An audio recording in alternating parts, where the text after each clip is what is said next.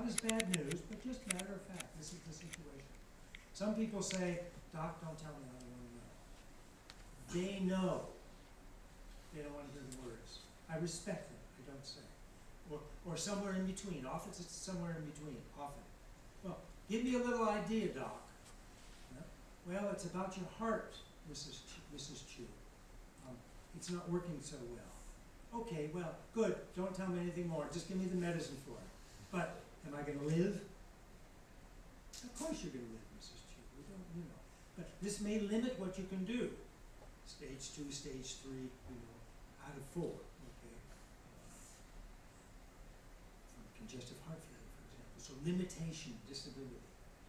It may limit what you can do, and in fact, we have to recommend, we've consulted the cardiologist, and we have to recommend that certain activities you have to be careful or avoid. Okay? Otherwise, you know, you live a normal life. We're going to go through this together. I often tell patients this, you know, I'm here for you. We're going to go through this together. Whatever comes, we're going to go through this together. Okay? And that brings up another issue that's very, very important about bad news. When a patient is termed terminal, they have an illness that we can't cure. It's often cancer, it might be end-stage heart disease, end-stage this, that, or the other organ disease, okay? Often the doctors turn away. And often the doctors feel like failure. Feel like they failed. Because somewhere in our medical education, often we have this, it's almost unstated, so maybe stated, but almost unstated, we have to cure everybody.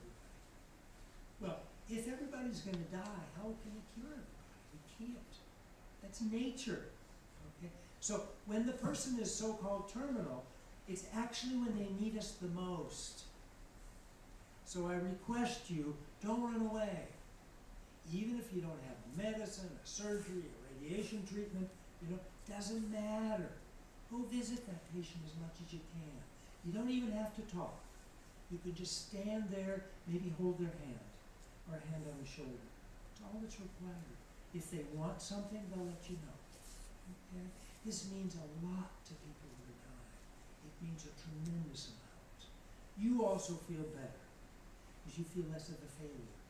You recognize it's just nature playing out. Okay? And I'm not going to abandon my patient. It's when they need me the most. And I know some doctors, you will know also in your training and then in your practice, doctors, a few really special human beings that will do that. They'll take the time and they'll be with the dying patient. It means a tremendous amount. So I encourage that, please. Yeah, thank you for that question. I shouldn't do this. Let me get back to the issue. We have a couple more minutes, and then we'll take this other question. The other issue I said is about self-confidence. Okay? Healthy self-confidence is between arrogance. Okay? We all get arrogant sometimes. We feel righteous. We feel better than others. Okay? Between that mental space, okay, and the other one, which is putting ourselves down. We all go there sometimes. Right? Self-doubt. This healthy self-confidence is between.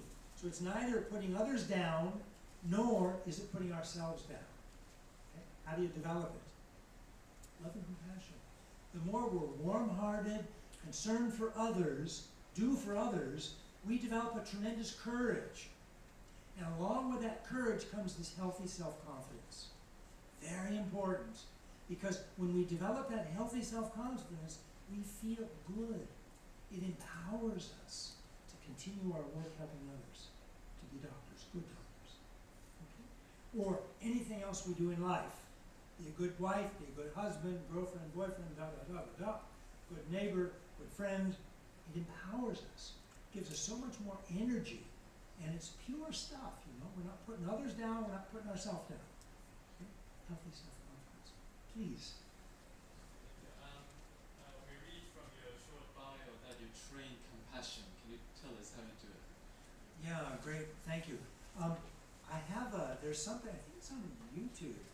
It's a TEDx talk I gave a few years ago outside of Philadelphia. And it's called, I don't know the exact name, but it's, just do my name, see it. It's Barry Kerzin. It's about recognizing kindness in all others. Okay? So if we divide everybody up just artificially into three groups, the ones we love, you know, maybe family, close friends, then that huge group of people and animals we don't know, say people, that we don't know, so-called strangers. And then the third group is so-called enemies, or people we're uncomfortable around. Okay. So to recognize kindness in the first group, easy. That's why there are friends and at least close family members. Not all family members fit in sometimes. They may fit into the second category or even sometimes the third. But the ones we love in the first category, easy to see kindness from them. Okay? Second category, more difficult. So everything that we rely on each day that we normally don't think about comes from the kindness of others. For example, I just had lunch. Through the kindness of Professor Elsie Chen. Through the kindness of the faculty dining room. People that prepare, the chefs and the cooks, the waiters, okay? Even the people that clean the floors and the tables, otherwise it would be dirty and messy, I wouldn't enjoy the food. So many people, and then the people that built the building, and on and on and on. And that's just my lunch today. Okay. What about my clothing? What about the seat you're sitting in, the hall we're in, your medical school, the buses or cars that you take to school, to medical school? You can expand that out, and all of a sudden, all these so-called strangers, ones we don't know, they're providing so much for us to not only allow us to survive, now food and shelter and clothing we don't survive, but also thrive, become doctors. So we can try to remember those, the unknown or strangers, as providing all the support, which is in a sense true. The third group, you say, okay, I can sort of buy that, but not the enemy. Anybody here get angry? Raise your hand. If you ever get angry. Okay, let me ask it the other way. Anybody never get angry? Raise your hand. Never? Sometimes one person, sometimes nobody. I don't see any hands. Okay, we all get angry. It's part of being human, isn't it? It's part of being human, okay? But most of us don't feel comfortable when we get angry. We don't really like it so much. Okay? So how can we work on reducing our anger? It's when that so-called enemy, one we don't like, is in our face, giving us a tough time. Normally, our reaction is, boom. Not with our fists so much these days, maybe, but with words, yeah. Pretty harsh words, angry words.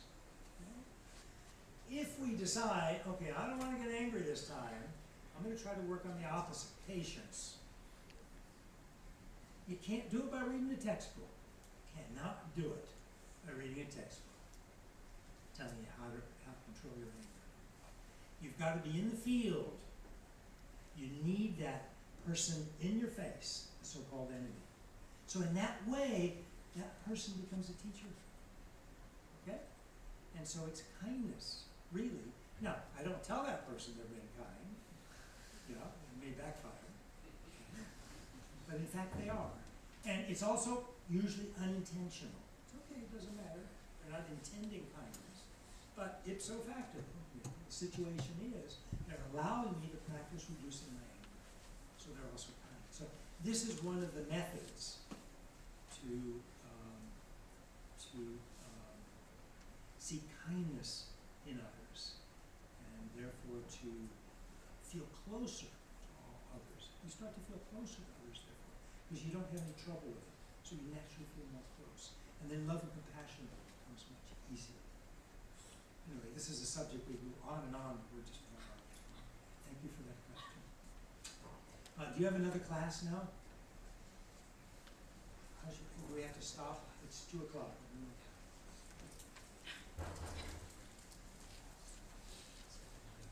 Yeah, it is truly a very special occasion, and I want you to join me in thanking Dr. Kerzin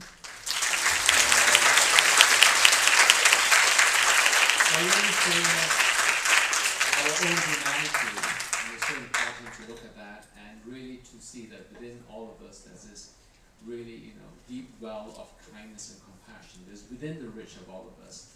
So to thank Dr. Kerzin and to wish him many happy returns to Hong Kong, he did say this is a first trip to Hong Kong. And I'd like to present him with some souvenirs, which is done by the students in earlier medical humanities modules on exploring who they are. So please join me in thanking Dr. Kerzin.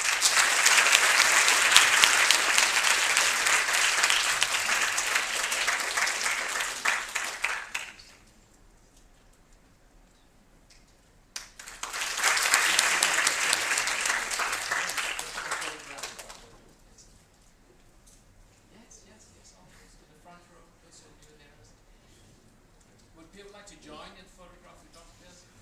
Yes? Yes. Of course, come on. The water's warm. Even if it's cold, come on in. I mean, you guys are special. 1 o'clock, fantastic. So I salute